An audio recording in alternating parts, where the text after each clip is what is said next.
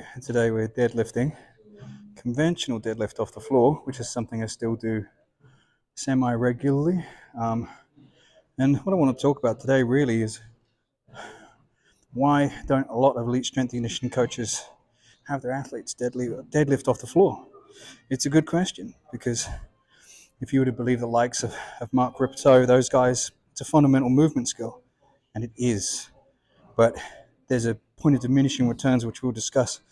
The deadlift hits a kind of a snag in terms of risk reward.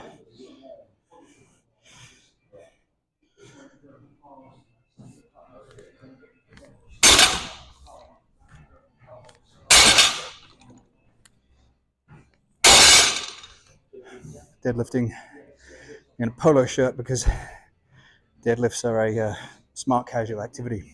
A lot of the risk in deadlifts really for athletes, and these are my thoughts, is the way we self-organize when it comes to like the hinge pattern. Generally, people self-organize better from a top-down position because you can generate pre-tension here, organize yourself, and then perform the hinge. When you're pulling from the ground up, a lot of people, particularly once the load gets to a certain point, they really struggle to generate pre-tension in this position because I'm already in the flex position. And from this sort of already pre-flex position, people have a really hard time getting tight and pulling out of that position, particularly athletes, because if you think about it, this isn't a particularly athletic position. You know, the sort of hinge is a bit more of an athletic position. So people have a tough time organizing from that position. That's why the trap bar makes sense, because we're a little bit higher, a little bit more of an athletic position. Doesn't mean the deadlift isn't a useful skill. You watch a lot of the best deadlifters that come down to powering through performance to train, you know, the Indirajas, the Ben Papes, the Christians, the Lewises that come down and train. Watch how they set up. Really good at generating pre-tension before they pull. And quite often when people get hurt when they're deadlifting, it's because they just didn't generate enough pre-tension. Because you see people fail deadlifts, they don't get hurt. Quite often it's when people fail to organize themselves properly, lifting from the floor up.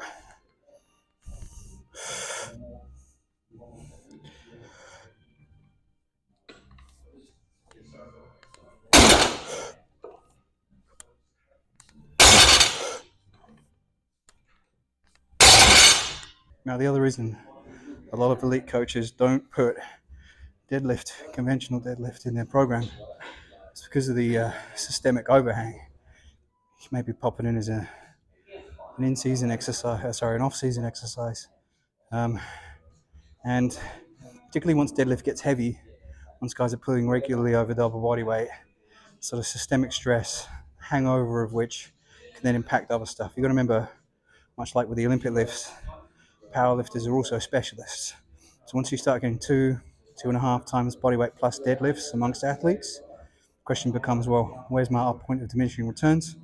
Is this worth chasing further, particularly, you know, when you bump up against the inherent risk, you know, of pulling from a deep position? Balance that also against all the other systemic issues of actually being an athlete, playing sport, doing other things. That's where you ask the question, well, is the juice worth the squeeze, you know?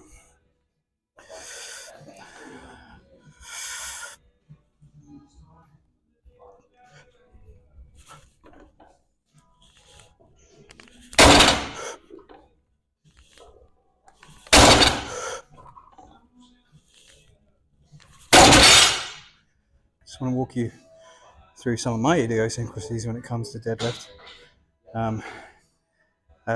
Take a very narrow stance. Again, I find that I get good quad drive when I start doing it that way.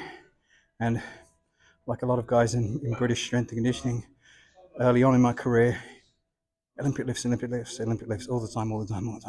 So I got really used to pulling with hook grip. So I still pull with hook grip now. I don't like mixed grip. I pull all my heaviest deadlifts with a hook grip. It just feels right to me now. Just used to it, and I'm also used to not having any feeling in my thumbs. So it's my first work set. I'm doing Mladen Jovanovic. Heavy light contrast today. So I'll show you one work set and then one of the light contrast sets. So we do 3 reps of this, and we'll do a single at 190.